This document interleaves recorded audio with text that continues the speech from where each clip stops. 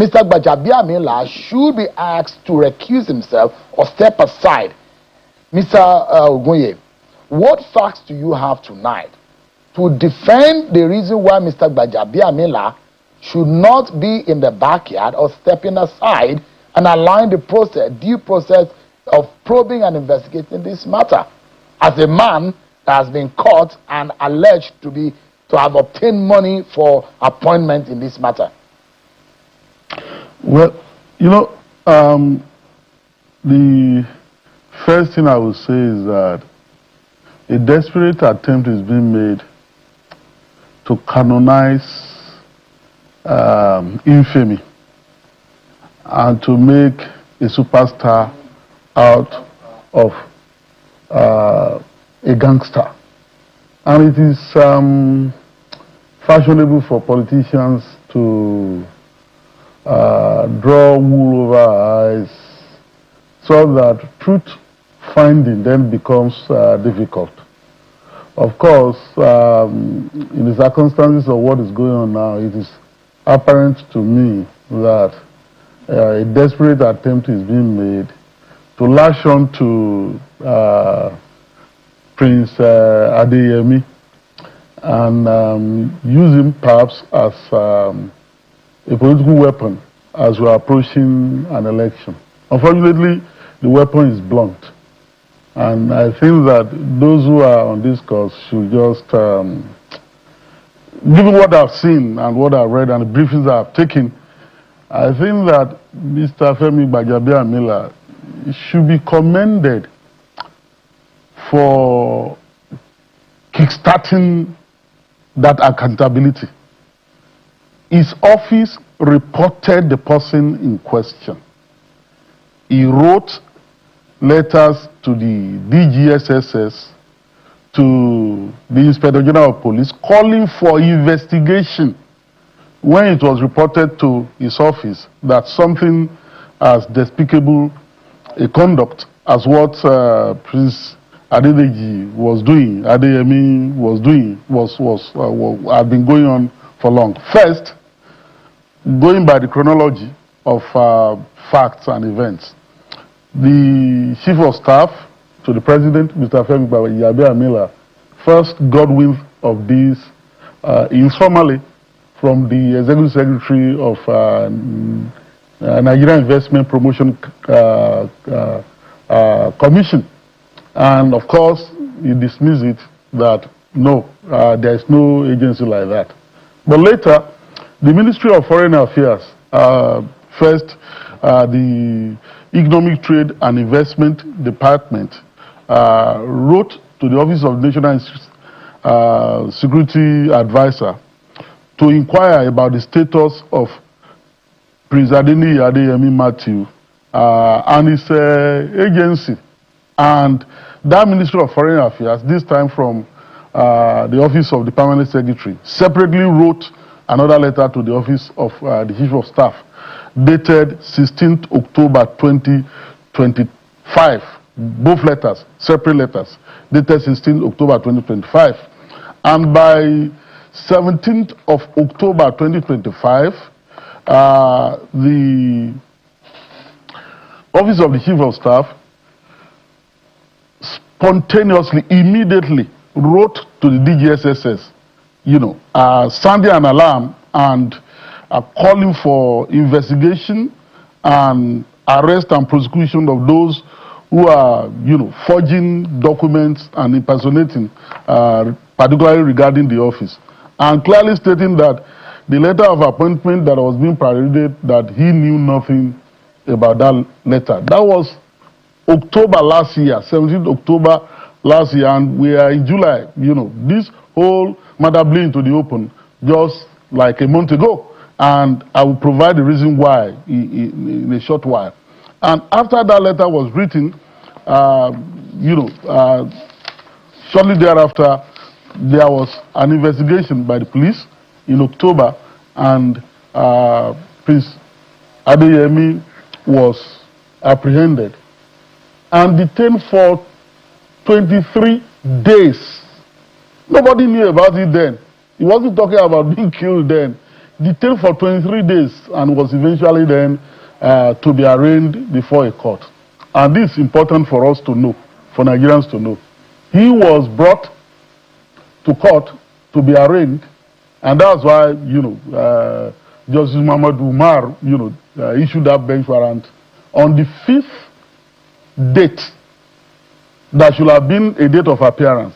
He was brought to court after 23 days to be arraigned, and he gave an excuse that his lawyer was not available and he had a right to fair hearing, so he should be allowed to go so that his arraignment would not take place. So, as we speak, he had not been arraigned before that court.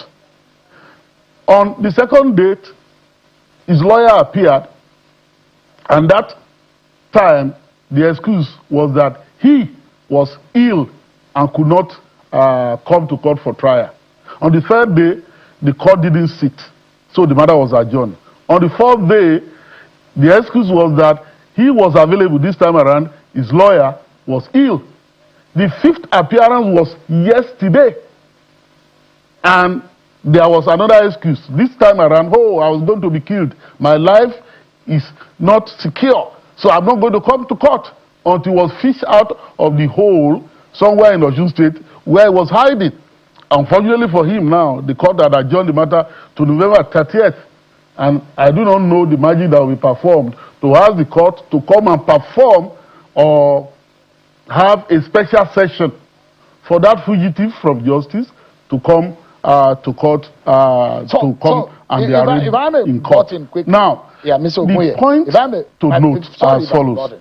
My first question to the effect, and one of the most important and fundamental principle of law is issue of fair hearing. And there are those who will say, and the other arm of the principle of fair hearing is that you cannot be a judge in your own matter. The man has said, look, I will not get justice, and there's no way ICPC can indict Mr. Gbajabiamila. And there are those who say, why would Mr. Gbajabiamila be in office? Why this matter is being investigated? Justice will not be served. And that's why I asked the first question. Why would Mr. Gbajabiamila be in office? As the case Atiku cited in the case of Babachi Lawa, who was asked to step aside. Why is Mr. Gbajabiamila not stepping aside for this matter to be resolved or investigated and the facts emerge? Is he willing and is he able to step aside? As is consulted legally, are you able to speak his mind on this matter? Is he able to step aside for the sake of fair hearing?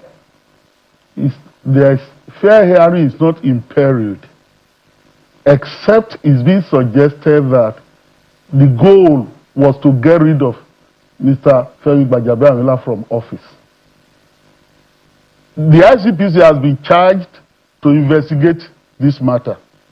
So how will his being in office obstruct justice for the man who says that he's not going to get justice? And I don't think I think that Mr. Oguye, and this is the perspective. A presentation. The chief of staff is the shadow, of President Bola Tinubu. Whenever Mr. Gbajabiamila appears, we imagine that is representing, is the face, is the voice of President Bola Tinubu. President Bola Tinubu set up a committee. Invariably, that kind of message would have gone through the office of Mr. Gbajabiamila. If a report of that committee is coming, it will likely go to the office of Mr. Gbajabiamila. The man in question, who is that man versus Mr. Gbajabiamila, is on the receiving end of the stick. Mr. Gbajabiamila, from the argument of those who are the school of thought, to say, look, he cannot be in office. Why this matter is being investigated is unfair on that man, except why the man is asking that constitute a neutral and independent body other than the one that Mr. Gbajabiamila will have influence on. That's what I'm asking. As a lawyer, will it be fair to say, can Mr. Gbajabiamila step aside why this is being done? First, that question ought to be more informed than that. And that's why I wanted to make my presentation first. Ought to be more informed than that. Why? Because this man, in the chain of those who dealt with him, if I were to say Mr. Femi Gbajabiamila is the least person, is the least authority that dealt with this man. So if Mr. Gbajabiamila were to leave office because of this investigation that some partisans are calling for, and some journalists are mouthing that the United Nations should come and investigate. No institution in Nigeria is competent to investigate. So, who and who will leave the office? The DG budget office that dealt with the man on record, the head of service that dealt with the man on record, the SGF, Secretary to the Government of the Federation, whose office dealt with the man on record, and whose officer ensured that the man got an office at the Federal Secretariat, the Accountant General of the Federation. All this will have to leave office. Is that what you are saying? If you look at the trails, the paper trail, the documentation, and all that, Mr. Femi Gbajabiamila was the person who had the least official interaction with the man we are talking about. So, except there is something there that I do not know why people are going for his head. I don't see how his being in office is so important or not important to the investigation that's going to be conducted. In any case, the matter has been charged to court for the man to answer to his crime. And so we have a fugitive who has been running from trial. So it amazes me that that kind of person can be the person that will be lionized and be used as a whip to whip somebody out of office.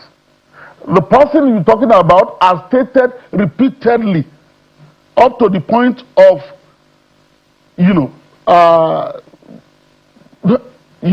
becoming repetitive, that office does not issue a letter of appointment. You brought Chidoka here yesterday, and he stated categorically that the office of the chief of staff does not issue letters of appointment. What about that? What about that? So I think that the issue here is not just about Femi Gbajabiamila. I think that the issue here is more serious, and so that was what I wanted to call attention to. Mr. Ogunye.